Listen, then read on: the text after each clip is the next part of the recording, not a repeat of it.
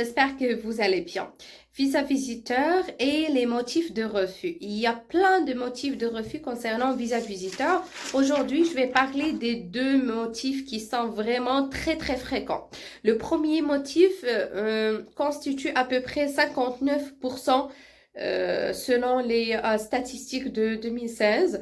59% parmi les motifs de refus, c'est le motif qui est traduit souvent par cette phrase. Vous allez trouver souvent cette phrase dans votre lettre de refus. Je ne suis pas convaincu que vous quitterez le Canada après votre séjour.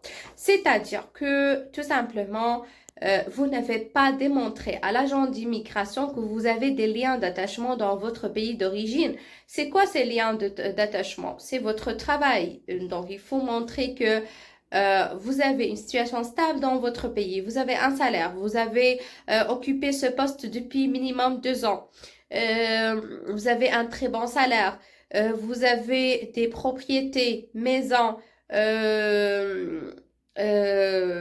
par exemple un terrain, par exemple un local commercial, etc.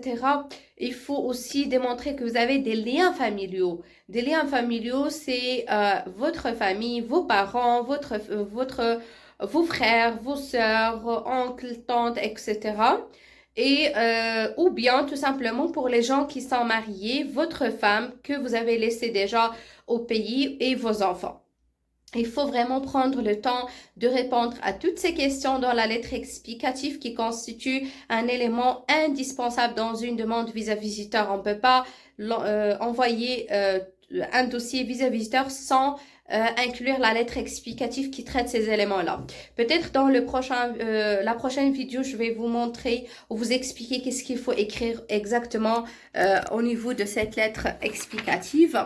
Donc, ça, c'est pour le premier motif très fréquent.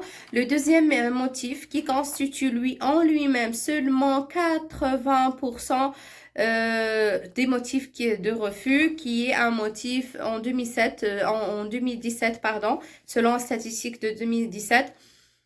Ce motif concerne justement les gens qui ont des antécédents judiciaires. C'est-à-dire si vous avez fait de la prison, vous avez des antécédents criminels, eh ben, Immigration Canada pourra très bien refuser votre demande de visa. Il faut savoir que n'importe quel que soit le type de la demande que vous allez faire pour Immigration Canada, le Canada va enquêter sur vous. Parfois, il enquête dans votre pays, mais il enquête aussi dans les autres pays, là où vous avez passé plus que 6 mois de temps. Donc, ils enquêtent sur vous. Pourquoi? Parce que c'est dans leur travail d'assurer la sécurité du pays. Ils ne peuvent pas accueillir quelqu'un qui est criminel. Ils ne peuvent pas accueillir tout simplement quelqu'un qui a des antécédents criminels. Alors, ce motif, généralement, il est traduit par cette phrase par l'agent d'immigration. Je ne suis pas convaincue que vous avez répondu véridiquement à toutes les questions qui vous ont été posées. Donc, c'est comme ça que vous allez trouver sur votre lettre de refus.